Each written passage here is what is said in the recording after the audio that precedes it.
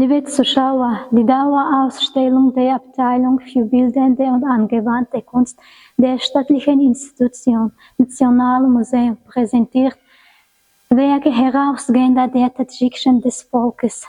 Hosh Mohammad Majid Rahimowitsch ist einer der Künstler, die als Gründer der Kunstschule in Tadschikistan gelten.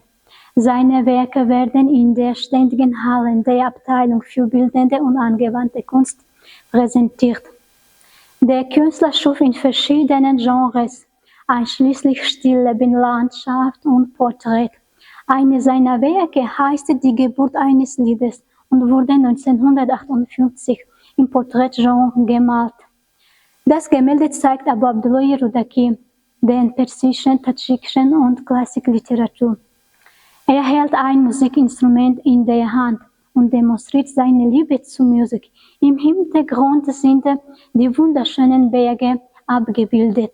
Liebe Besucher, wenn Sie mehr über diese Gemälde und andere Gemälde erfahren möchten, dann willkommen im Nationalmuseum.